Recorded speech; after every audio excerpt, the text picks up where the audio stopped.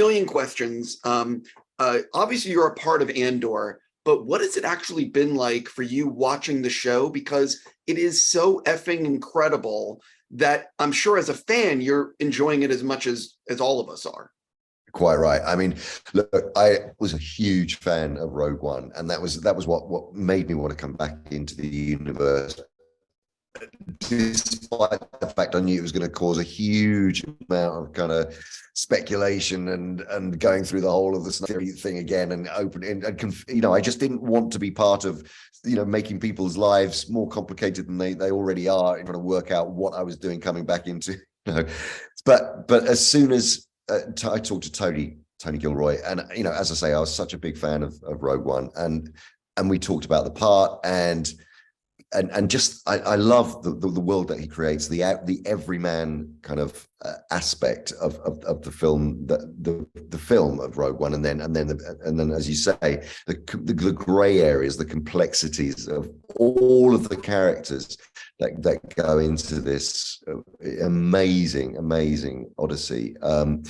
And not least, of course, working with Diego, and you know, who's just phenomenal. But such a great cast of actors, and every single character rich, beautifully drawn, extraordinarily kind of complex, and yeah, just it was just a treat to come back into it.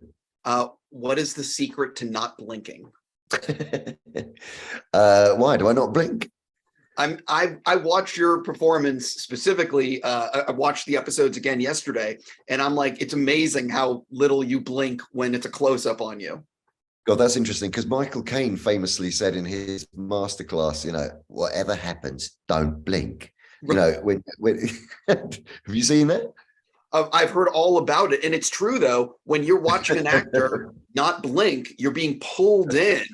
And it's just anyway, but you do it very well. I'm just curious, what's the secret? I wasn't even aware that I was doing that. I think it's just like the intensity of the character and the kind of the mindset that he's in. It just sort of, you do these things that sometimes, you know, you can intellectualize about the character and the formation of the character, but sometimes what actually happens to your facial expression or the way that you're, you know, it wasn't conscious. It was more kind of the thought process than actually thinking, right, I'm not going to blink. You know, you know, it's really, it was about, I suppose, he is an intense character, and I think there's a sort of a natural authority that he has, and I created this backstory for Kino Loy, which was that he was like a kind of a shop steward in a former life, and he has a family, and yet he would have fought for workers' rights on the outside, you know, before he was incarcerated, but he would have been seen as a troublemaker for that. So when he was incarcerated, he then kind of almost sheds any desire to look out for other people apart from himself, just do his time and get out, try and get out and just survive the sentence, the torture, the you know, the desensitization. And I think it was that desensitization that made me perhaps have that sort of slightly kind of lost but kind of hardened and toughened shell. Maybe that's where that intensity comes from. What has it been like for you to have these two awesome roles in the Batman and Andor that showcase your acting without special effects or motion capture or any of that stuff? It's just your performance. Well, you know, Steve, I mean, I think we've had the conversation before, but it, you know, but it is worth saying, whatever character I play, it's about the process of building that character and then the manifestation of it. Really, for me, I don't particularly say, for instance, like watching myself on camera as myself, or more than watching myself transform into a digital character.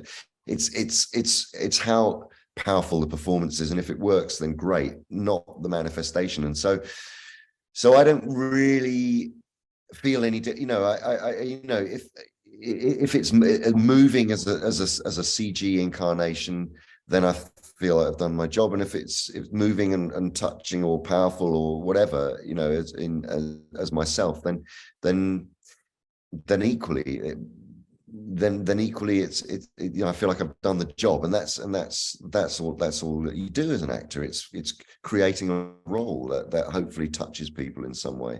So yeah, I don't feel different or anything, you know, watching Alfred or Kino Loy versus Caesar, or, you know, it's, I mean, yes, I it's, you know, you're exposed in different ways, I guess. Just randomly, while I'm sitting across from you, I realized I wanted to ask you this. I loved Rings of Power on Prime Video, which is, you know, Lord of the Rings. And I'm just curious if you got to watch any of it and what your thoughts were. Yeah, I've absolutely watched it, and you know, it really, once you know, you get through the understanding the rules of it and actually how loyal to the trilogy and the feel of the trilogy, music by Howard Shore for the opening sequence, etc. You know, it actually, I found it incredibly engaging, and I really enjoyed watching it, and also because I'd done an audiobook recording of the Lord of the Rings and read the appendices and had to read them out loud, I sort of was quite clued up about that particular, you know, where it was going to go, which was great, and it was really helpful because I'm going to be, don't tell anybody, but reading the Silmarillion as well. So you heard this here first. So yeah, no, so I really enjoyed it. Very much so. First of all, thanks for sharing. And second of all, for anyone who has not watched Rings of Power, we're talking about Andor, but Rings of Power is also pretty good. So I am curious, though, what was it like for you? Because I'm blown away by every aspect of Andor in terms of the production design, the costumes, cinematography, the script, you name it. I'm just really blown away. But what was it like stepping on set and seeing the sets they had built for the prison cells and for where the machine shop, if you will? It was extraordinary and very daunting, and you know, and also it really gave you, look, we were walking on metal plates for weeks with bare feet, and that sapped your energy, and really, and also the costume design, you know, the prison outfits are so, you know, they're formed in such a way that take away any sense of your own identity.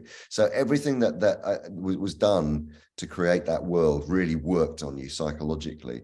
And you know, like you say, the machine parts, the process of creating the pieces that are being put together by the whole team, that had to be thoroughly worked out. You know, the actual design worked really well with the choreography of what had to be done to create those parts.